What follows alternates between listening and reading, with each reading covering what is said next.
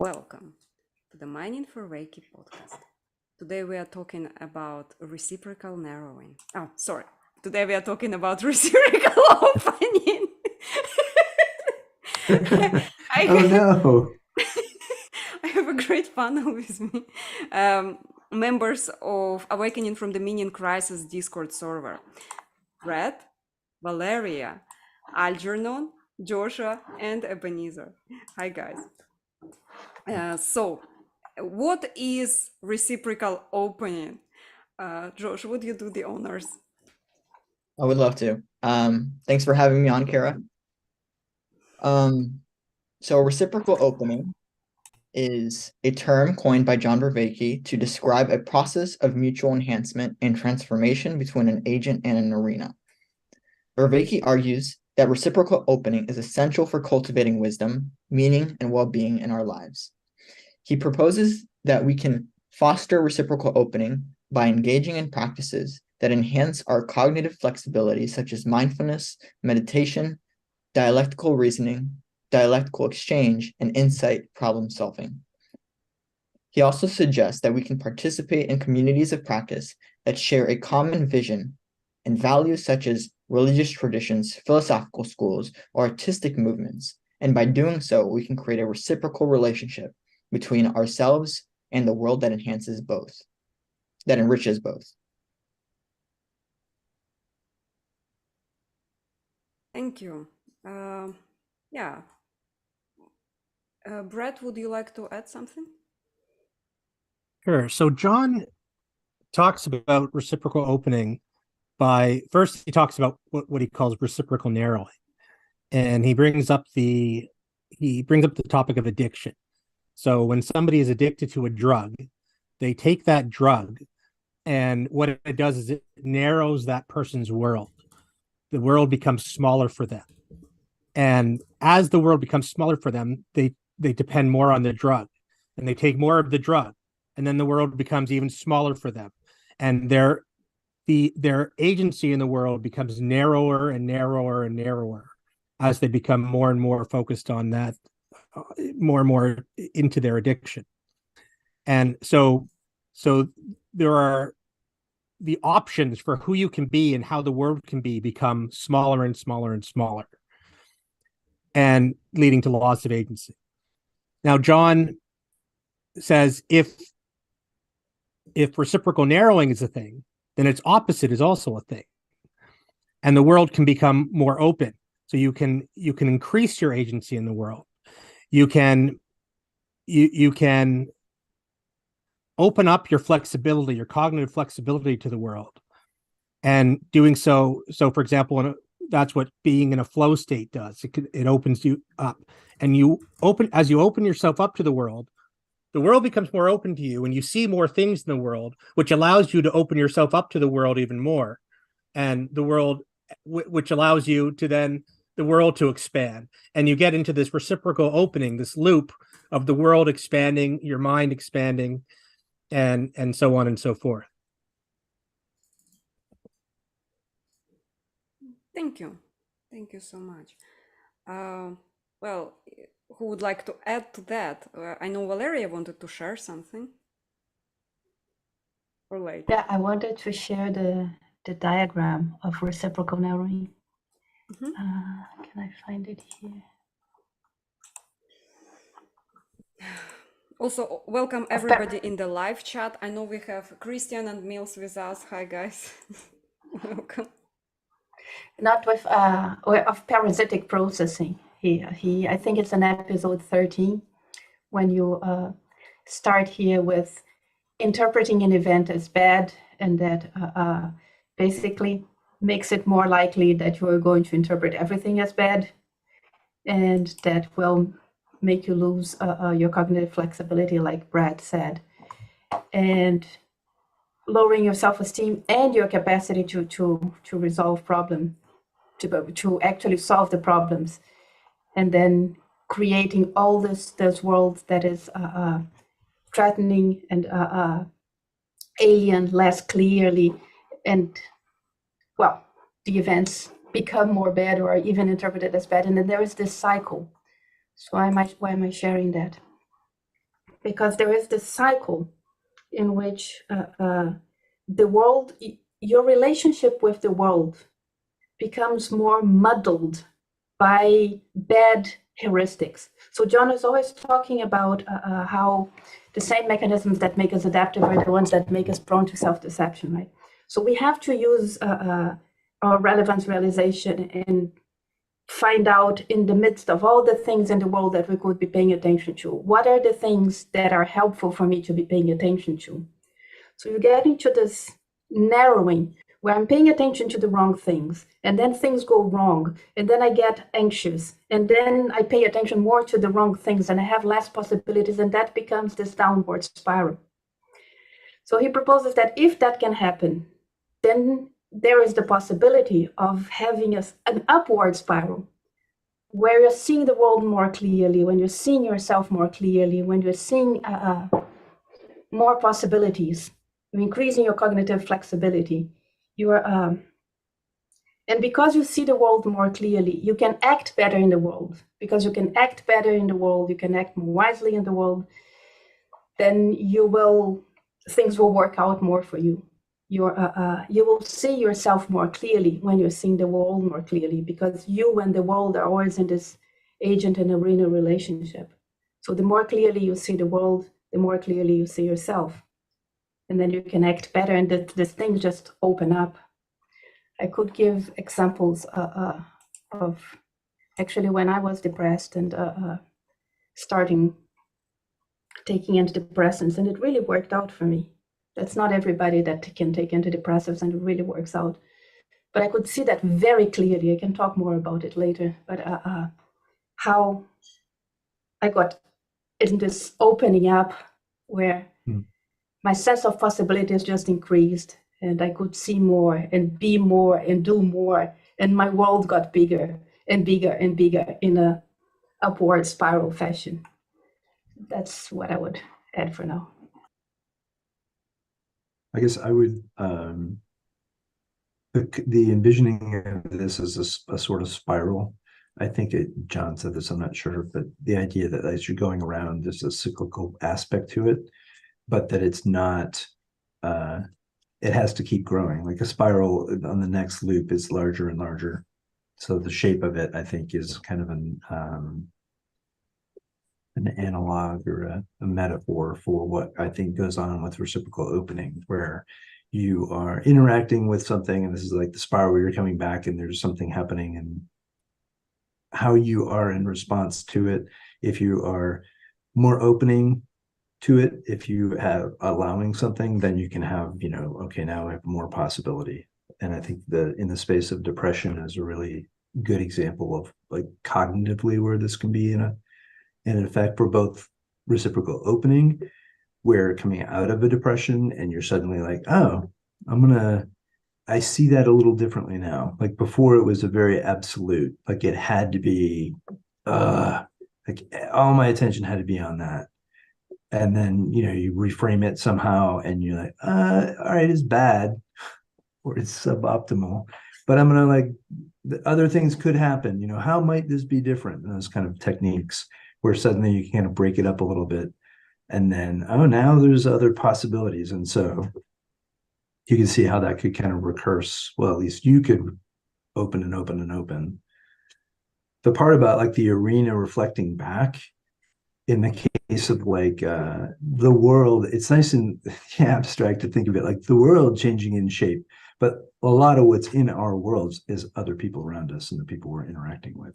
And so in that sense, it's like a reciprocal thing between the world that you're projecting for someone else and the world they're projecting back for you.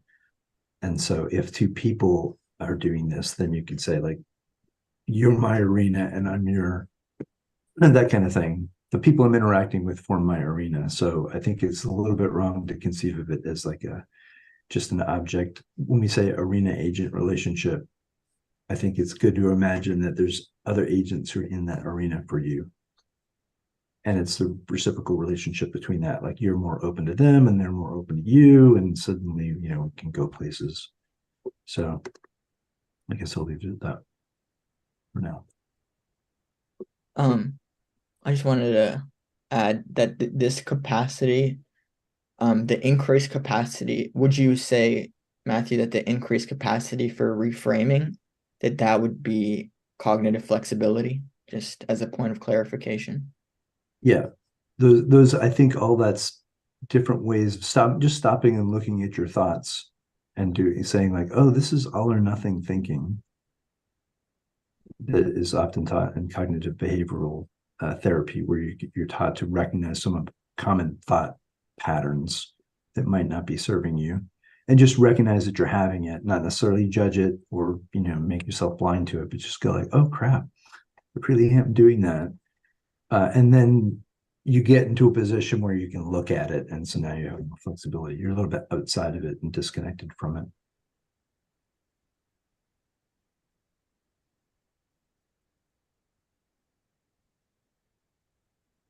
Who would like to add something more before we go? Thanks. I think the topic of depression, coming in and out of depression, that Valeria brought up is a really good example of the narrowing and the opening process. I've been through that myself. And when you're in depression, especially when you're in really the dark, deep down depression, your world gets so small.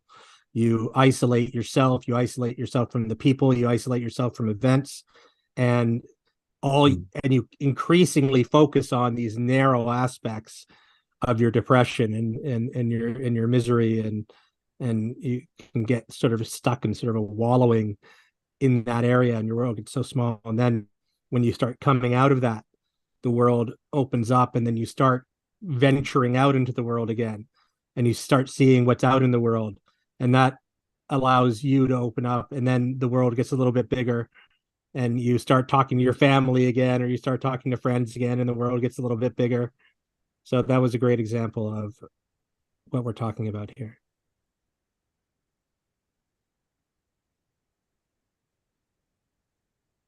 I think I start to understand what reciprocal opening is. I kind of find myself confused all the time. Then I reach for ChatGPT, and then I'm confused even more. Oh. So, yeah, it's interesting. I was actually had an idea about experiments with psychedelics, and why after people go through the process, they see more option, or they see things way more clearly. And I am not sure it's connected to reciprocal opening, but I kind of see a through line there. Who would like to address that?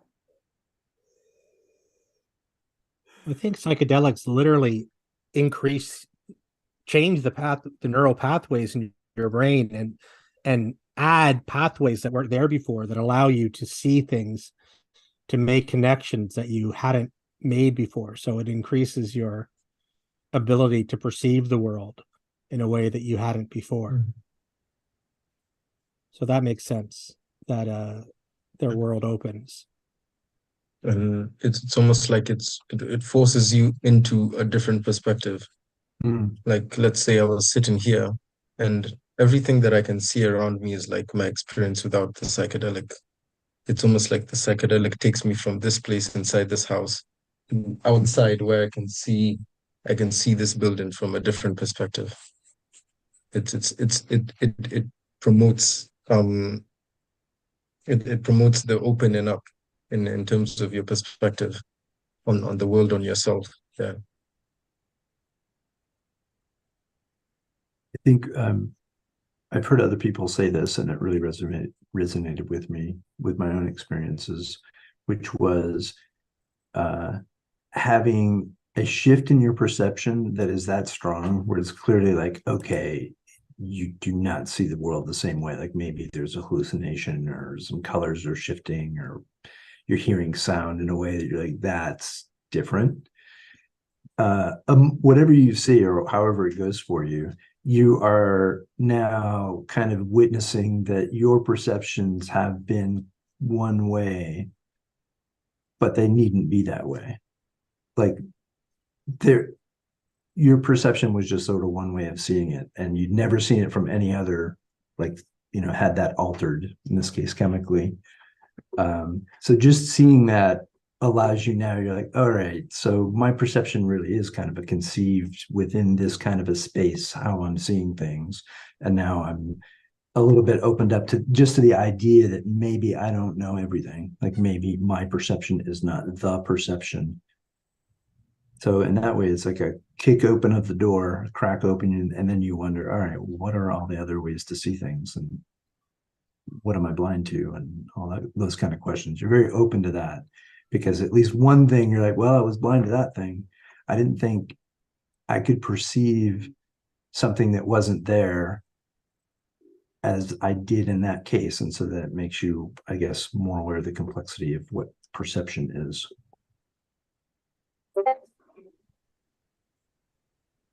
I've never taken psychedelics, to be honest, but I've had some pretty deep or altered states of consciousness with meditation. After meditating for like weeks, like that was all that I was doing in a monastery, like 6 weeks or something. And that was exactly what you described, Matthew. It was like this sense of I did not know that the world could be like that. I did not know that my own mental states are like that. Interesting enough, it was not immediately opening. For a moment, it was actually closing, because that opened up some complexity that it was not integrated, and I did not know how to deal with. So it was for a few days.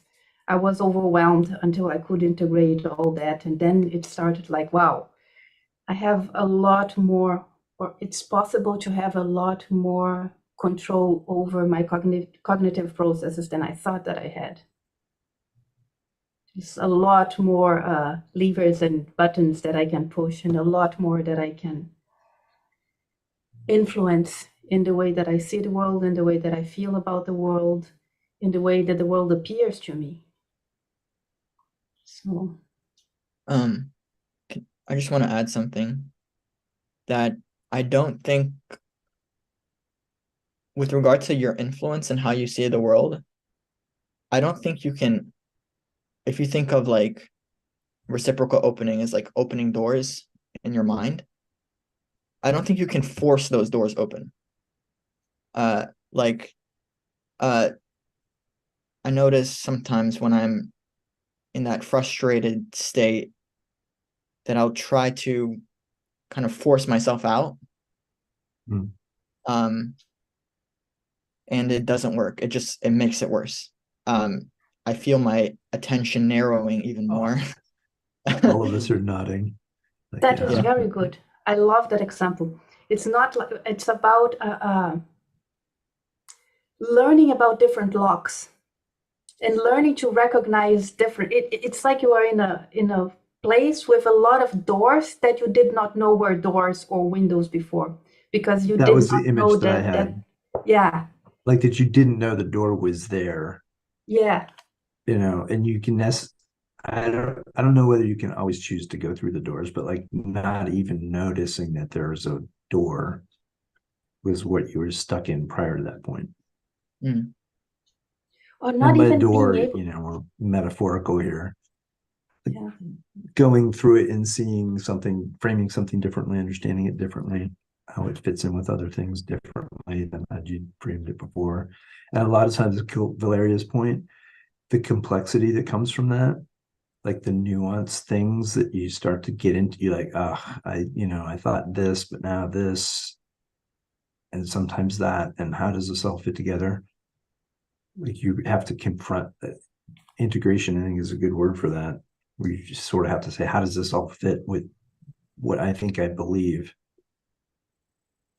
Yeah, because and that doesn't feel like opening in the moment. Yeah, that's where the agent and arena thing comes in. Something is only a door for me if I am a door opener. So this dog little door is a door for the dog, but it's not a door for me because it's too small. You know, this little things that you can. Mhm. So that's the agent and arena relationship. Something is only a door for me if I know how to open it. And reciprocal opening is the thing that makes me able to open more doors or recognize more things as doors. I mean, the metaphor has limits, but I think you get what I mean. There's a really good analogy here with Alice in Wonderland, but I think it'll just be more distracting. Alice in Wonderland, that was definitely a bizarre experience. It's like Well, because there's like you reciprocal go down opening the the rabbit hole, relationship. Yeah. go down the And rabbit somehow hole, that and then there's a little tiny door, but she's like, I can't fit through that door, and then somehow she's small enough she can fit through the door. So now it's Yeah. I become a see. door for her, and Mm. yeah, all right. Going in the rabbit hole was reciprocally opened up Alice to new perceptions. In the way And I that do you think guys are drugs were thinking, oh, involved. sorry. Sorry. In the way that you guys are thinking of it as a door, I was thinking of it as a slide. Like like somehow you're able to slide down the slide, but in reciprocal narrowing. But there's the opposite, and it's more like you're flying up the slide, like in an airplane. Um, and the way that I thought about the altered states of consciousness is less like opening a door, but like multiple truths. So if I'm able to see this object, this object from this side, then if I open up my perspective and see it from this side, I have two perspectives lined up on it. So I was thinking about them in terms of truths. So now you have two truths that you're able to see through. And it like you have more your perception and cognition is more dynamic in that sense. Yeah. And it sort of becomes dialectic.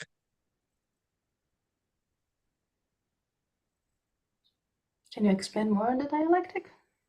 Yeah, I didn't quite Um, follow the last part. okay, dialogical, I'd say.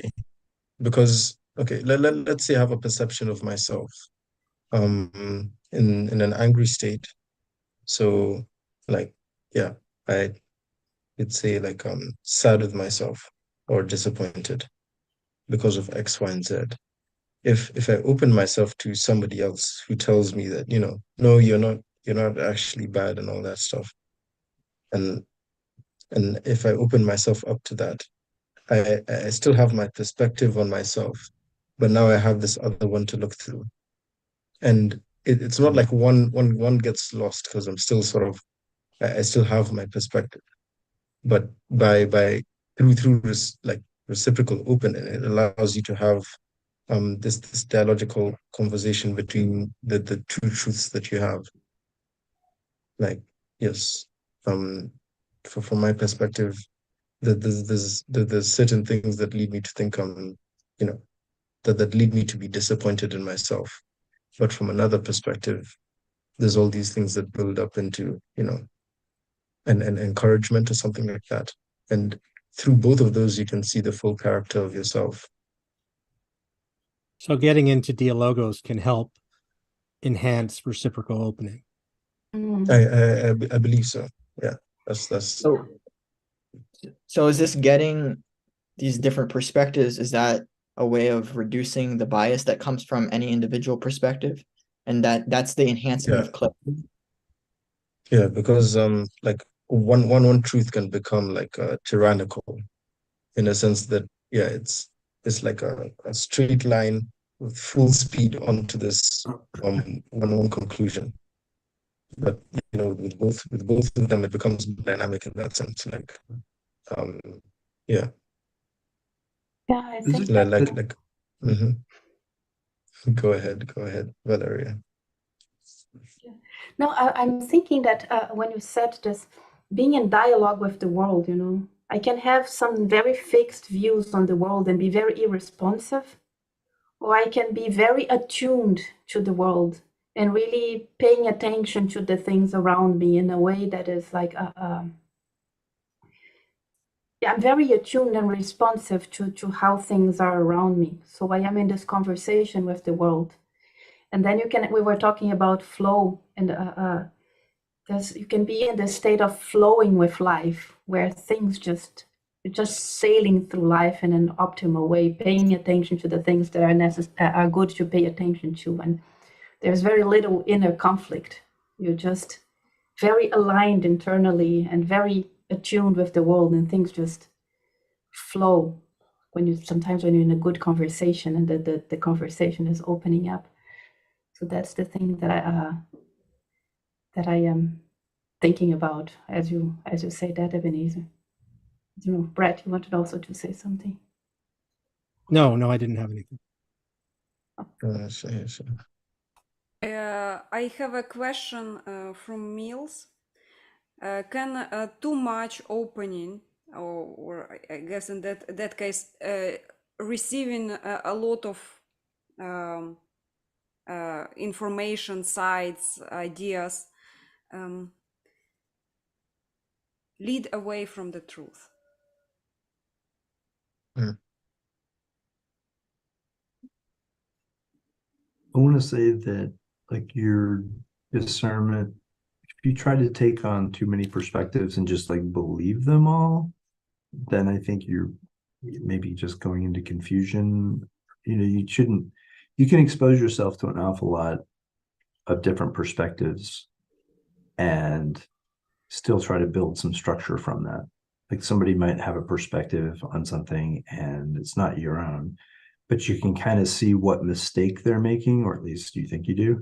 And you might be like, oh, they really hate this person, and so they're not able to even hear them say this part of this thing. But if they didn't hate that person, they probably would say, like, oh yeah, like they would grant that point, but they're kind of, their bias is showing.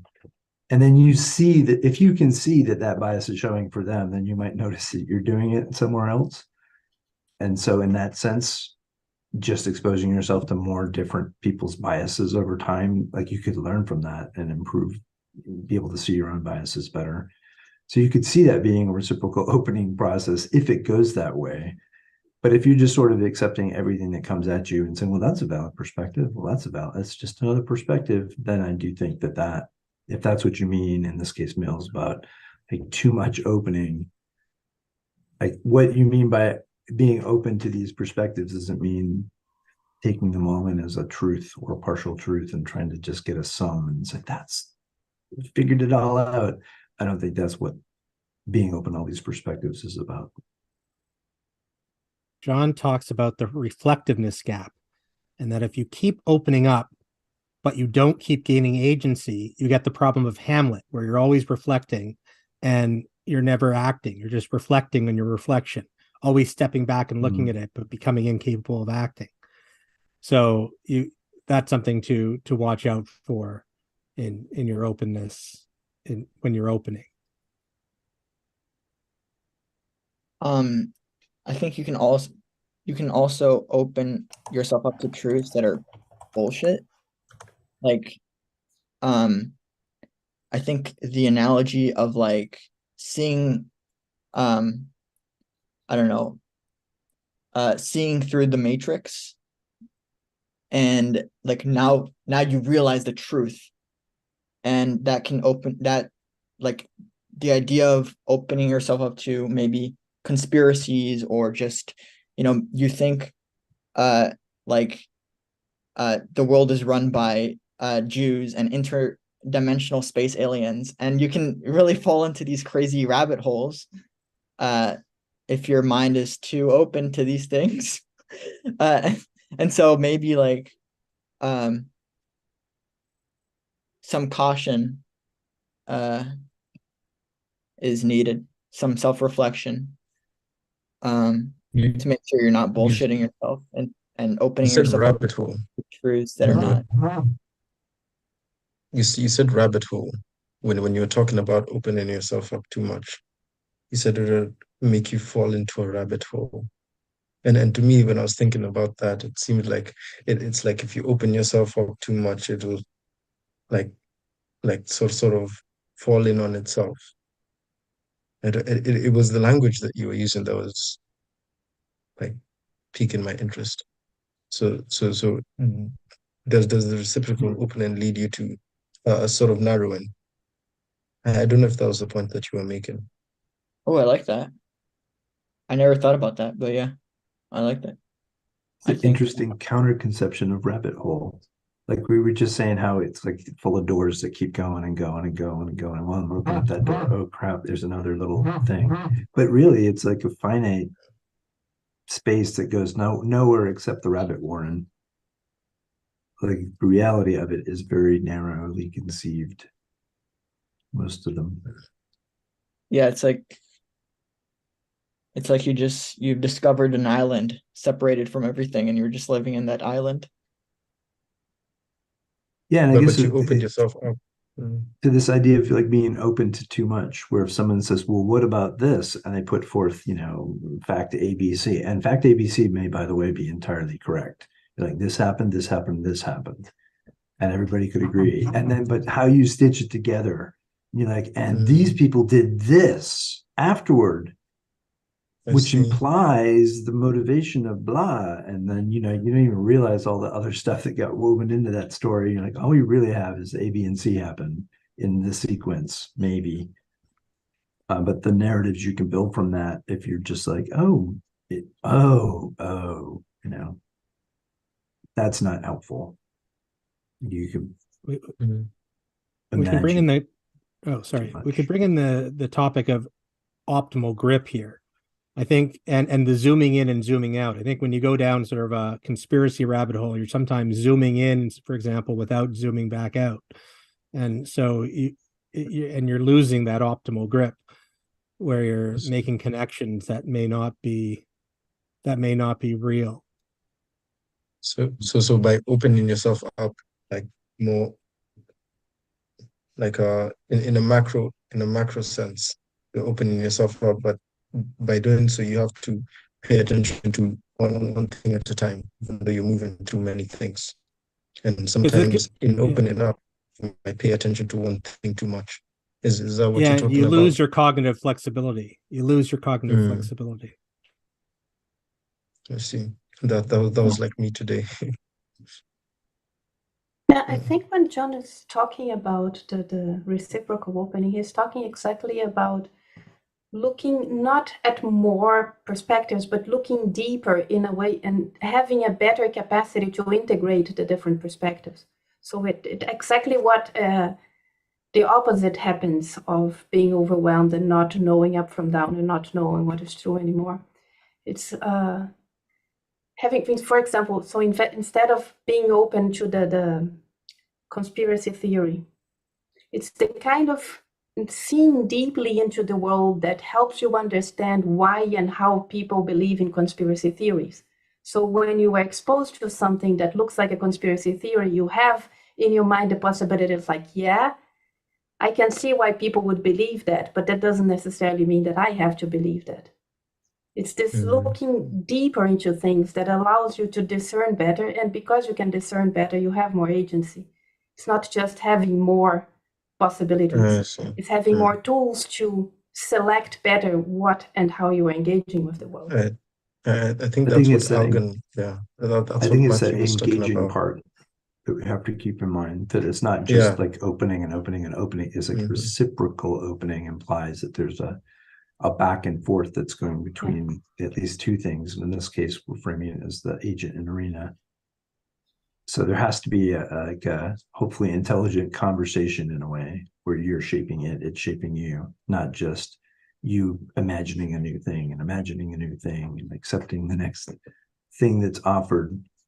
That's not, I guess that would just be sort of an open-ended opening. And so that's not reciprocal opening. There's a kind of opening that's like feels like it lacks continuity. It feels like even like the idea of like Alice in the Wonderland. I never actually read or seen the movie or anything, so I don't know anything. But I just it's like it's a fantasy world, right? There's no connection. It's like the connection between like the real world and the fantasy world is like magical. But there's no like actual connection. It's like this weird portal thing. But it like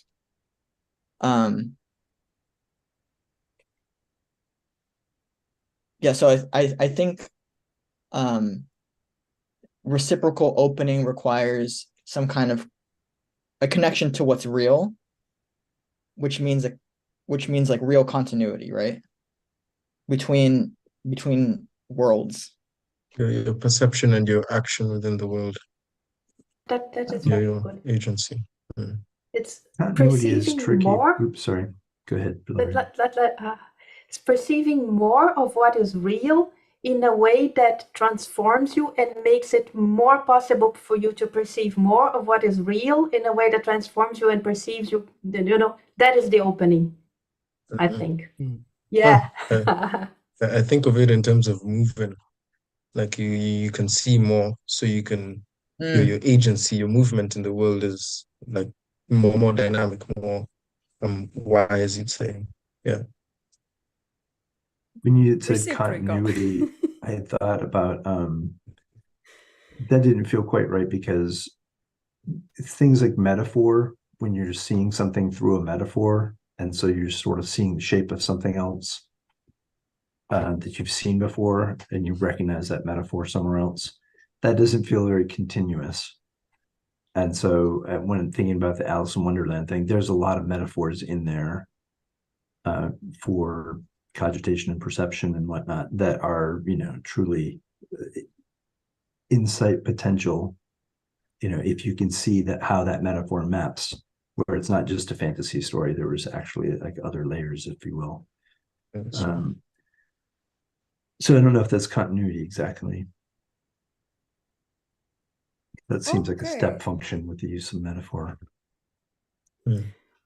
So I would like to show a clip that Valeria sent to me, and it is in the description under this video. Yeah, let's see if it will share. My internet is kind of tricky today, I guess, because it's Sunday. So let's see. YouTube is weird for me too, for some reason, so I don't think that is you. It's like it keeps freezing all the time. So let's see. No, it's not sort of a manic opening. I think that the best model of reciprocal opening is Platonic anagoge. No, it's like as the world opens, that helps me bring about justice in the psyche. And as I get justice in the psyche, there's less tearing apart of, right? There's my salience isn't being skewed by the internal conflict. And so I see more deeply into the world.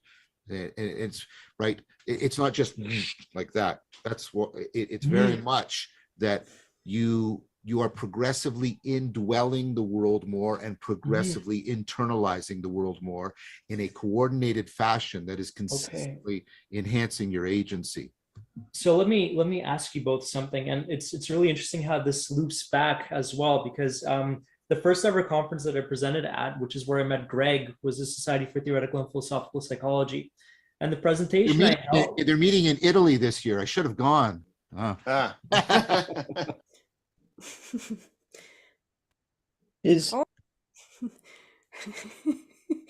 stopped at exactly the same point as before. I will keep going a bit. Sorry, I stopped because I can also read what they say. Okay. That Gary guy says. I wrote it down because it was very interesting. When you're engaged with the world, for the most part, you're not actually engaged with the world. You're engaged with your memories of the world. So you need to rely on what you already know to guide your movements forward in the world into the future. because that's less metabolically costly and more efficient in a way of going about your daily affairs. Now, the problem is that the world that you know is infinitely less complex than the world in itself, which means that the functionality of your frames is prone to obsolescence, right? Your frame is insufficient for reducing the complexity of the world. So I found that very interesting. Now I regret not playing it further. They started chatting too much. Brett? No, I didn't have any. Okay. Who would like to address that?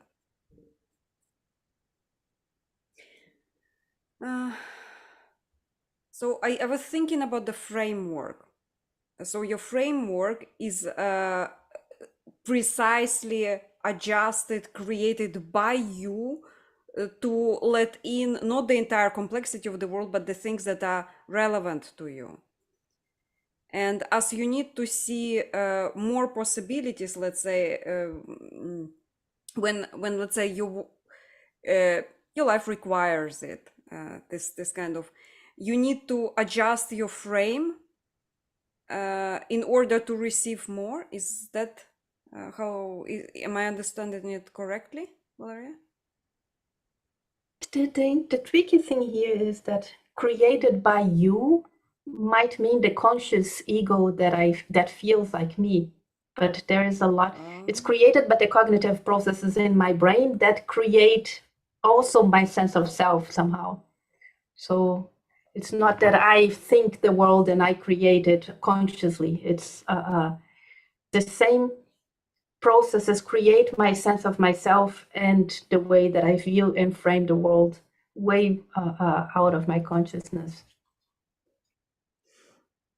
What part can I play in it?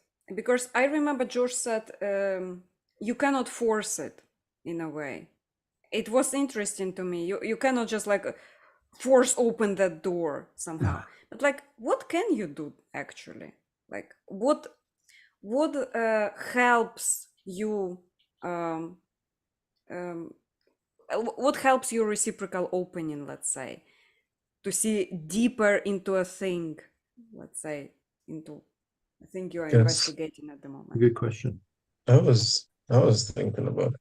Well, while we were given the example of the door, I was thinking, well, you can just run into it, you know, like it will work sometimes because I was thinking that some of the doors are much stronger than others. Like the wood is richer than others. So you can run into some of the doors and it'll break through and it'll work for some of them. But just as Valeria said, you have to find the right lock. You have to find the right pick for the lock. For each different door, you have to, I guess, in some ways, this is why it's reciprocal as well. You have to, like there's an opening up of yourself or a realizing, like you have to realize a new part of yourself in order to go through this open this new door. Yeah. So it's reciprocal in that sense. You open up yourself so that the world can be opened up. And as the world opens up, it opens up something within. Yeah. Yeah. There's Sorry. You can go ahead. It's okay.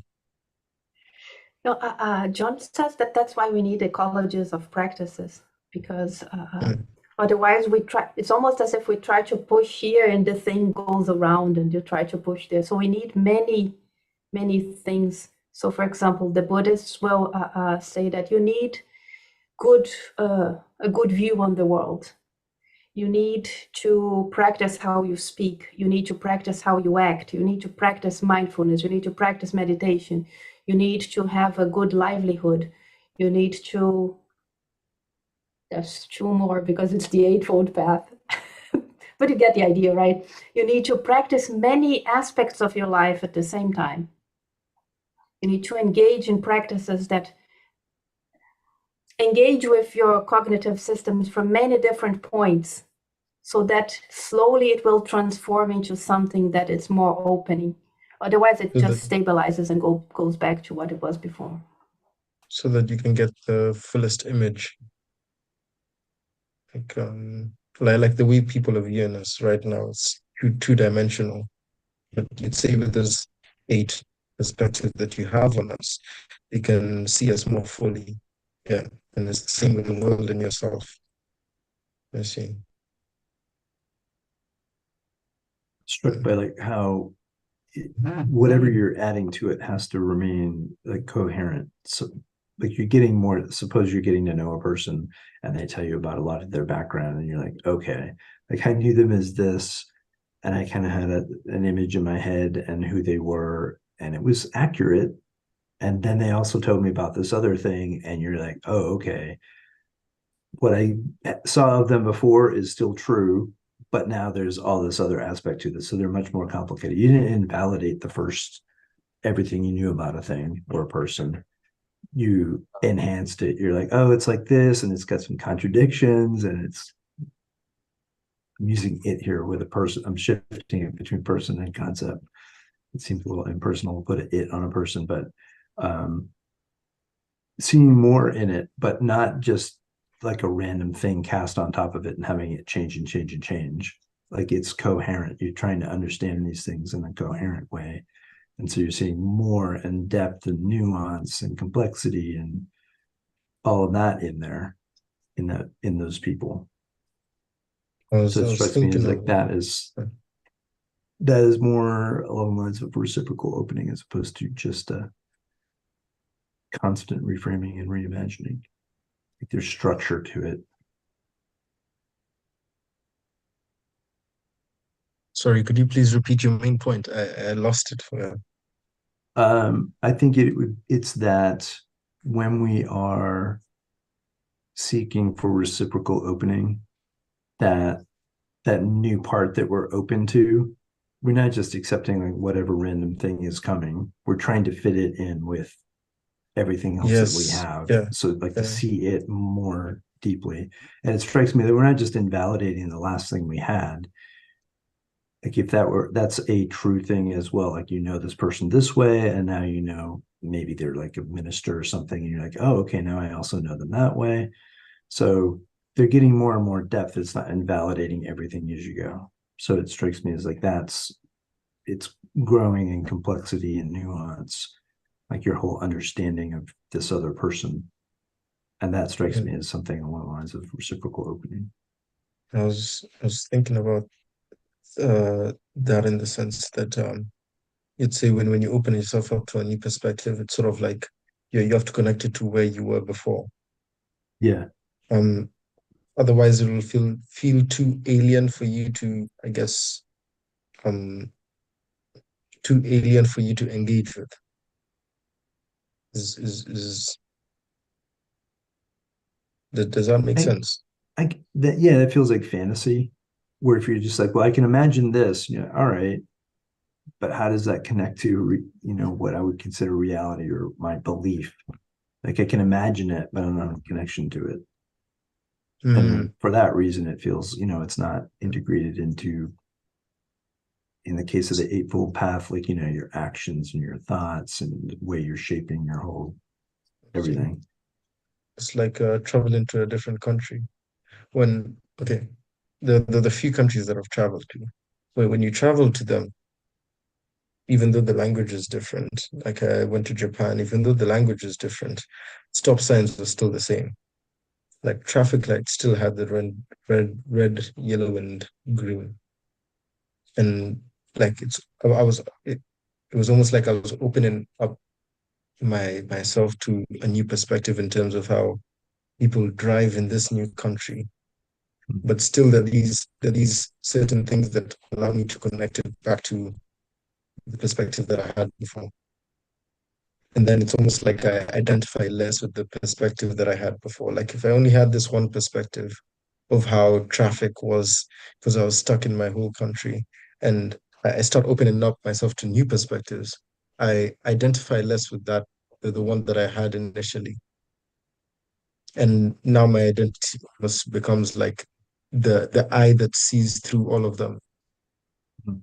instead of just that one perspective. A tangible example in my head of from what you're saying is like if you went to a culture where they had a certain relationship to, say, standing in line, like queue up, and there's certain places where there's a way that people queue up for lines, and everybody in the group is kind of happy with it. It's just what culturally is done there, and you see that, and you're like, that is not what happens at home. Like that is not how we would line up. If there wasn't a cordon there, people would crowd in ahead of one another. And another culture might be like, oh my gosh, we do that. And so you witnessing that, you're like, even though I come from one side of that or the other, just now knowing like, oh, some people are like that, and sometimes it goes like that. Oh, there's different ways of queuing up in the world. So that was the example in my head that seemed really tangible to what you were saying, where you can, now that you know that there are more than one way of being with that, you realize like, oh, I was embedded within a culture that was lining up for stuff in a certain way. And you can see this other culture holds it differently. And so now you can contrast it with what you were doing. So your perspective has to embody both of those. I mean, if you paid attention to it.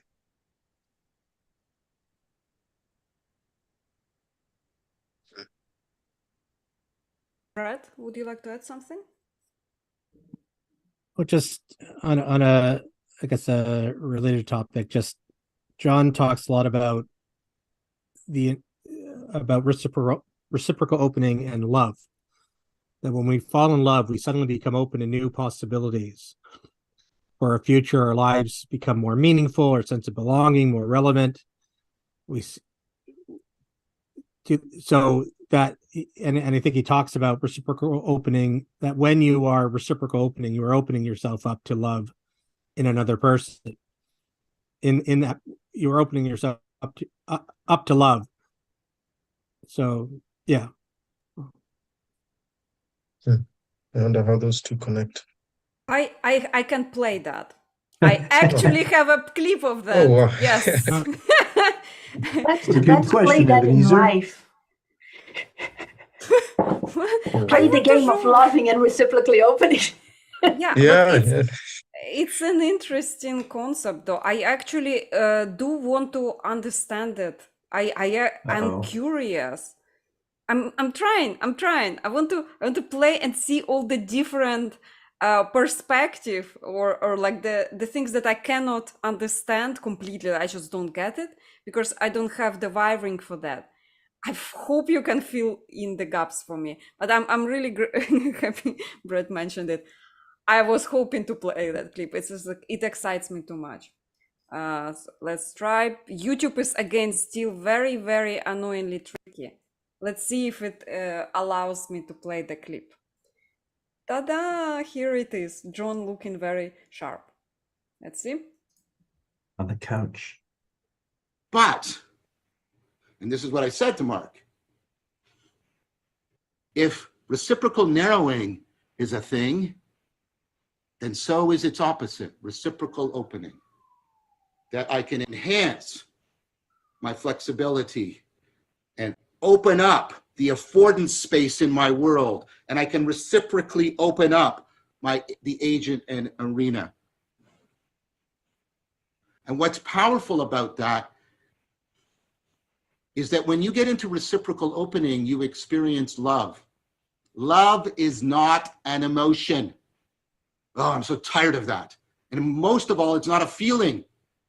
When you love someone, that can make you angry, sad, happy, frustrated. Love is an existential mode. It's a agent arena way of being. Love is reciprocal opening. And if I put you into a situation, this has been shown experimentally, where you start to reciprocally open, even with another person, you will start to experience love for them. Where's the place that I argued is the nexus for participatory knowing and therefore transforming it? Well, it's movement. It's movement. Notice how even in the core of religions, when we try and talk about people going through a huge transformation, we combine perspectival and participatory movement. We have this term, metanoia. There's the meta again, by the way. It's translated poorly, like converting to a religion, as if you're a chemical. What it means is moving and turning around so that I have a new perspective, and therefore a new identity is possible for me. At the core of reciprocal movement, at the core of reciprocal opening are transformative practices of movement that integrate participatory and perspectival transformation.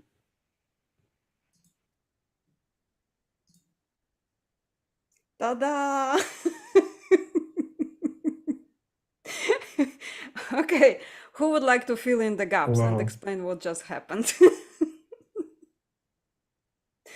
Yeah, I think it's Yes. important talking about the participatory angle, that to increase your ability to engage in reciprocal opening, you need to engage in practices that practice opening up your participatory knowing and the perspectival, he said.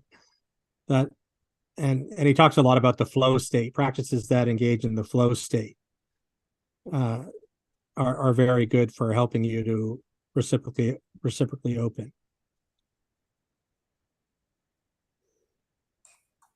We talked about it last week, didn't we? When I gave the example of my husband and I having to know each other more and then having to transform ourselves so that we could. Yeah. Oh The yeah, yes, you Anakage. did. Yeah. Yeah. Interesting, and I guess in that sense you have to, yeah. I don't know. We were discussing love in dialectic into dialogical practice, and it was interesting that one of the things we found is that you sort of have to open yourself up in order to engage with something in love. In order for you to love, you have to, there's an aspect where you have to open yourself up.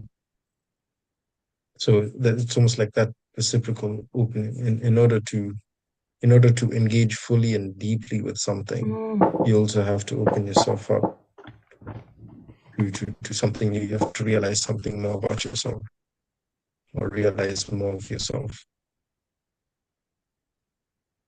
I was very curious about how reciprocal opening relates with love, because it's almost like it's a part of the fundamental stance of love, like in all the things that you love, and also how it relates to agape, the conversation that we had last week. In every form of engagement, when you're engaging with love, it involves like reciprocal opening is part of that. It's part of that that logos, that spirit of love. It strikes me that like it's one of the big differences between reciprocal opening and reciprocal narrowing, where it seems like they're opposites. There should be an infinite amount of difference there, but they both build like the fact that it's reciprocal narrowing. It makes it smaller, and then that makes it smaller, and then that makes it smaller. So, and then the opposite of that, but a thing that grows, and then the openings help you grow, and then the response from the thing you're engaging with allows more possibility. So one of the big differences between the two is that one of those is shrinking in possibility and the other is growing in possibility. So it's like generative versus diminishing. And so that feels like directly in line with the idea of like love being the generative, positive, open to possibility, and then the reciprocal narrowing being a similar pattern, but shrinking, reduction of possibility for the future. When you open yourself up disconnection. in love, when you're opening yourself up in love, you're being vulnerable, and you have to. There's some risk to reciprocal opening. You have to be vulnerable. You have to open yourself up to that world, and be willing to expose yourself in ways that you hadn't before. And the fear from doing that, I think, can lead to narrowing. If you're not willing to open yourself up, that can lead to narrowing of your world. So there's a link there to love, I think. I'm struck like the other person the reciprocal aspect is there, right? Because the other person that you're loving has to then shape themselves to what you're offering, and they have to choose to like take the, give you the benefit of doubt would be a simple example. But like if there's a reciprocal thing where you're like that for them and then they're like that for you, and now you're more comfortable and more understanding of the other person, and then you're more open, and then they can be that same way. Now, like the two of you back and forth, that's a reciprocal opening Right. that I think correlates with love. I had that experience today morning. I was walking along the road and I wanted to cross the road. And thankfully, this guy's the guy who was driving, he stopped and he let me pass. So I continued walking. I thanked him very much because I was also very tired. But as I continued walking, I got to another zebra crossing, and the person who was driving did not stop for me, and I could sense myself feeling angry, and I could sense myself like feeling a bit resentful for him not letting me pass and all those things. But then I realized that it was almost like the responsibility of the first driver was now in my hands.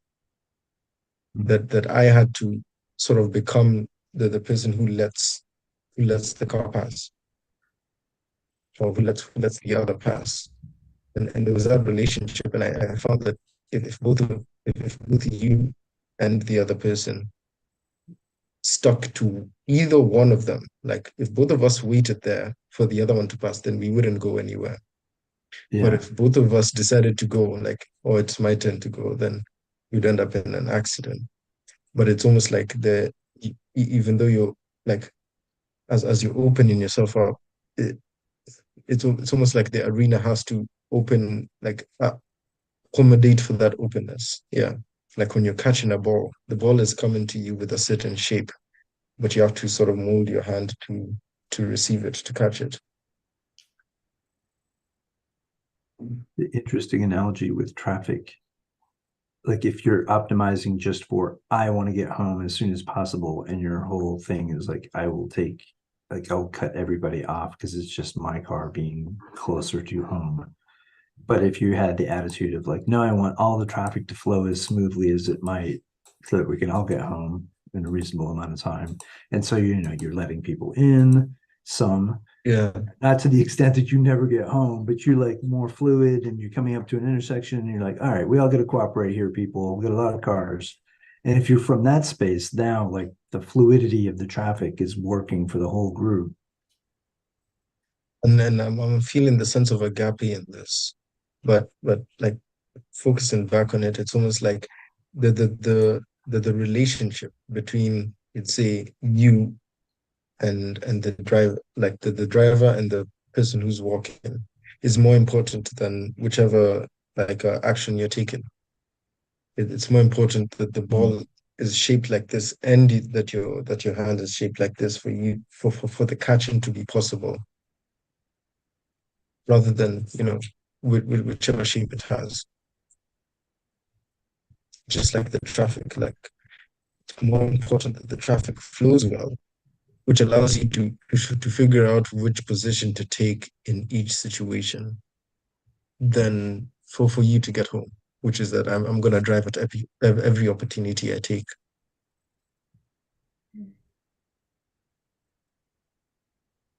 Which requires a bigger perspective Yeah, on the world than your more narrow perspective. Mm-hmm. Like your narrow perspective is like your agency in the moment, like it's like walk.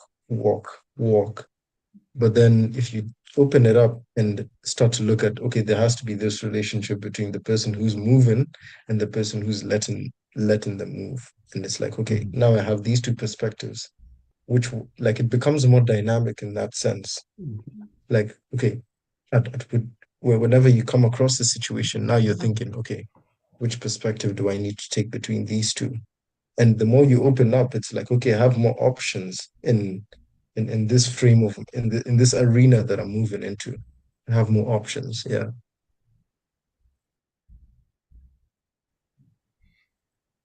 I never forget the time when Stefan, my husband, said that he started meditating and then all his work colleagues became nicer.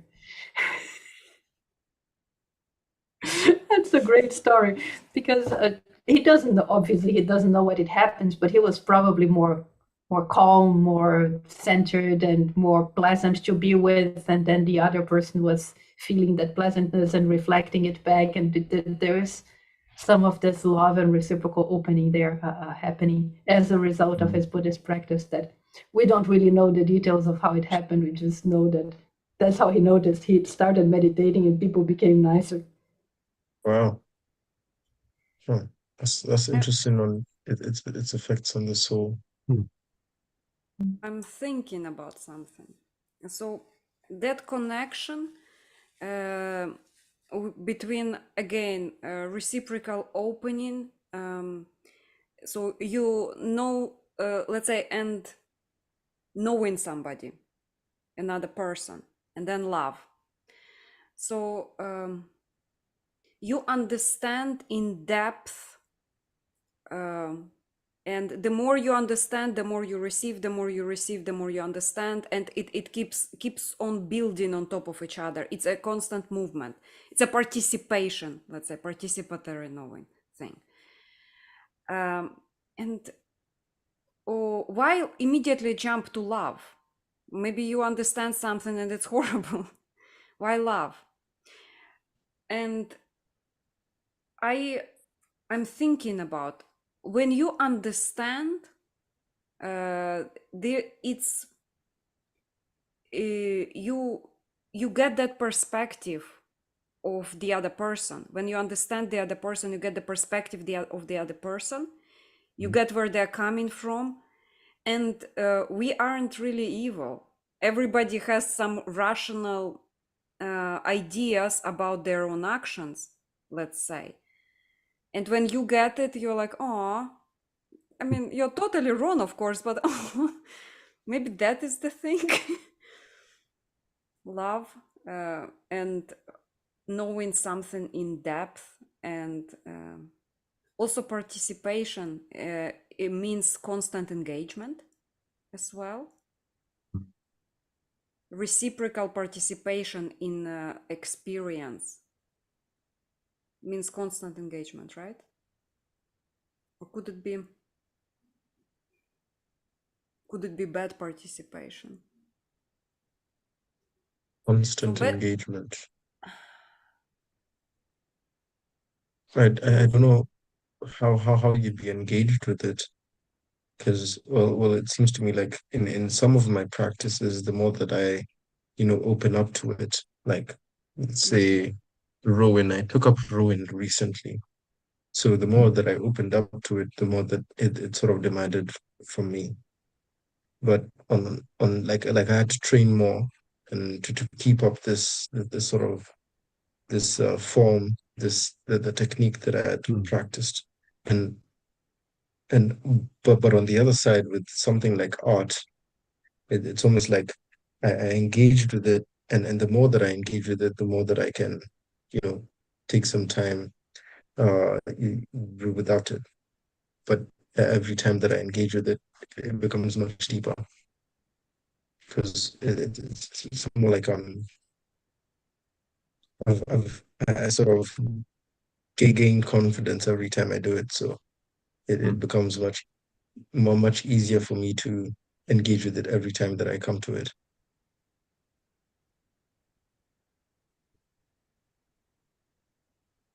It's an interesting analogy with the rowing and the art for that matter, but that because you engaged with it, in the case of the rowing, like your body has to respond, like your muscle and the training and the timing, and probably your where you develop calluses on your hand, or however that works with the oar. Yeah, got some. Yeah, there you go. So, but like you do the practice, your body adapts to it, you're going back and forth, you're getting better at it, you're refining the technique. And and then in this case, you're trying to get better at just rowing. But it sounded like you've also, like, you can see a reflection of that in art, where you're improving your skills and maybe refining some technique, and then enabling it you opens to go up. further Yeah. the next time. Yeah.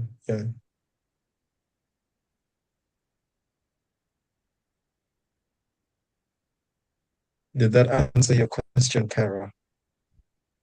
Do we remember what the question was? I'm trying to I guess understand reciprocal opening. Love. because she was trying to understand it in relation to how engaged you get with it. Like if reciprocal opening leads to more engagement with something, in like when thinking about love and engagement, yeah, does reciprocal opening make you more engaged with something, and how? Yeah, how is that possible?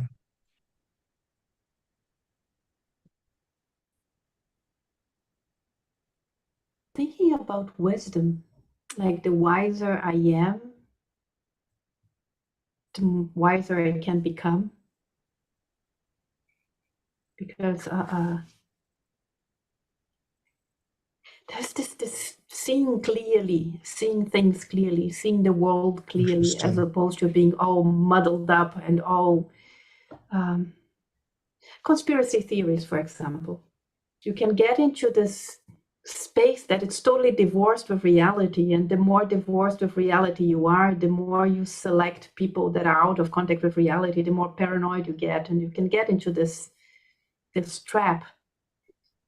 And then the opposite of just seeing things more and being able to engage with the world better.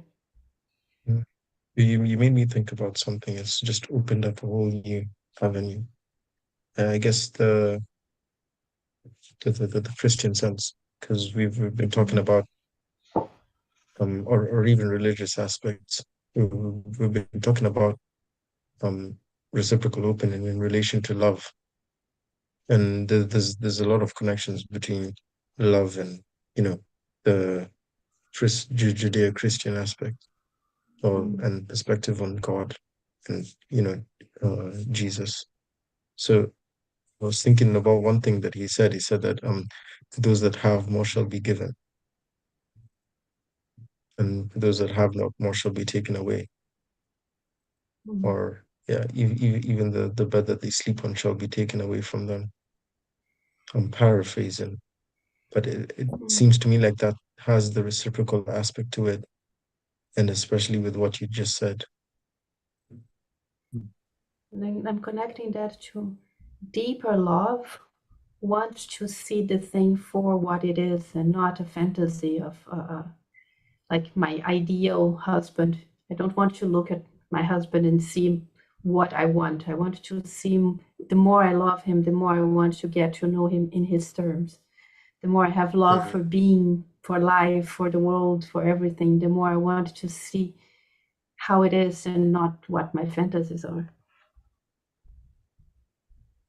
I wanted to talk more about the intersection of conspiracy theory, because I thought it was a good example, but actually sort of from the other side. So speaking in favor of the conspiracy theorists, the idea that if you say like, oh, that's a conspiracy theory, so I'm not going to engage with it, whatever the thing is, you're like, conspiracy theory, this foolish people when we go there. That's a form of like the reciprocal narrowing where you're like, I'm not going to engage with the ideas. Now, it may be a silly thing that you're wasting your time on, but to just use the label like very casually and say, oh, it's a conspiracy theory, there's no reason to look at that, is itself very closed off. Like you're judging it. You're like, oh, there's a label. And I've heard other people say the label. So therefore, that's a conspiracy theory. And you don't engage with it any further. You're closed off to all of the perspectives that are there. And there are cases where conspiracy theory accusations have been used to hide wrongdoing. I think that pattern is common through history. And so like you blind yourself to exploring things if you label too many things conspiracy theory and not realize that there are, it is used as a blocker to prevent you from engaging, or not prevent, but to discourage you from engaging with it. Because you're a conspiracy theorist and you don't want to be a conspiracy theorist, do you? And that itself is like a narrow conception. You're cutting yourself off from possibility. I really like what you're saying.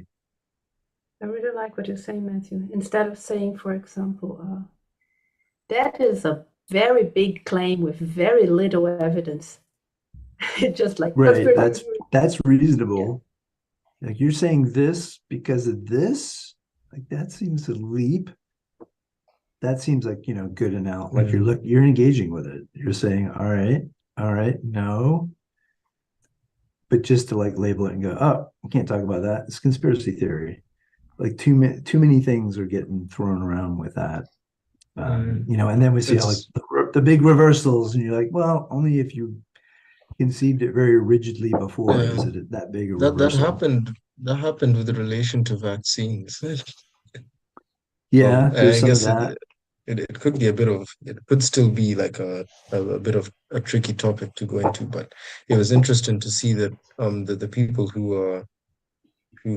were so sort of against it at the beginning were laughed at and like called conspiracy theorists, but it like the people who are laughing so sort of close their view on exactly what it is in laughing at them. Yeah, and it makes you Then you see you're it sort open of to. turns Oh, I'm around. sorry.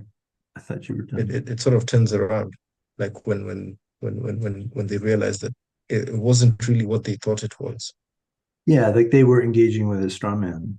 Like a straw Yeah. man was offered, which is kind of common because it's fun to point out like sort of the craziest formation of whatever it is and say that's Mm. what they believe. Look at that, and then you Then can just laugh. dismiss the whole thing and not realize like, oh, they're not all saying that. You know, like there's not a clear Yeah, they yeah. there. Like it's too simply conceived of us and them, and maybe I should look at the details of the thing. Yeah. Yeah. Okay, guys, we are running short on time, and I got a lot of messages about YouTube not playing our video correctly. So I hope it will load and people will be able to see it. It also is crashing for me when I'm trying to respond. I keep the window open trying to respond for the comments, and yeah, it's a thing, unfortunately. I feel loved by YouTube. Thanks. Thank you for So managing that for us. yeah. Welcome. My pleasure. Guys, I would like you to kind of summarize in a couple sentences what you take with you from today's conversation, what questions are open, what we might explore further on Discord server. Please check it out. The link is below.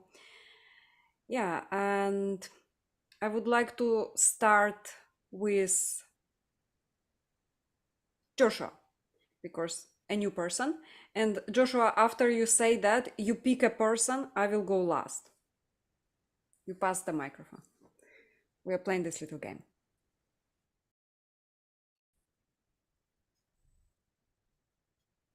Reciprocal opening is a spiraling upwards, an upward spiral of yourself and of the world. And there's an interaction between yourself and the world that causes the spiral. That is a spiral, is the feedback. And this allows you to see more of reality and to have a deeper connection to reality. Yeah.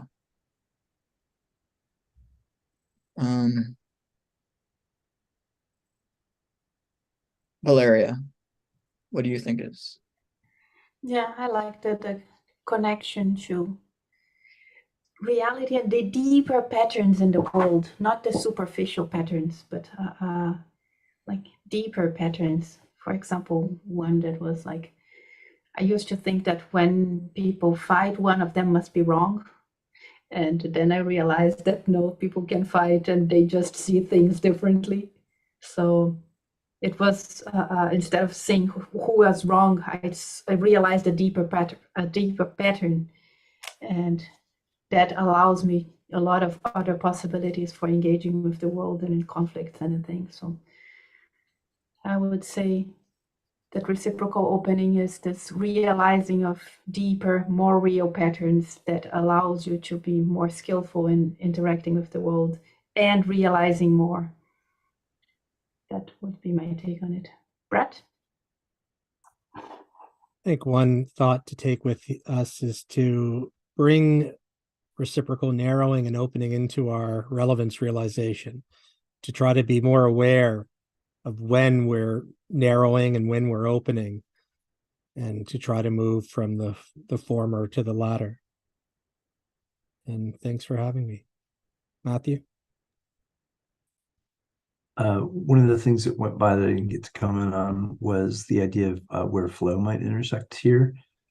And someone had said, I think that John recommended that was like participating in things where you feel like flow is a thing, is potentially useful to help you with recursive opening or reciprocal opening rather. And it just sort of spawned the idea in my head of like why I think I agree with it, but I don't think I'd actually really put those two things in the same space of thinking about it. Like, why is it useful to do flowy things? How does that help in reciprocal opening? And I think it's the engagement with the other thing at such a deep level. Deep is too much words, but detailed engagement with the other thing, a cautious and careful engagement with it is, I think, attributes that I see in flow situations for myself. And that does feel like you would be much more aware of where you're being open and closed.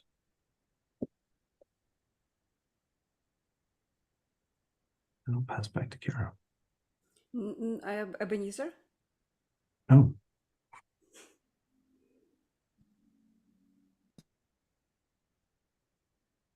I don't, I guess for me it was the aspect of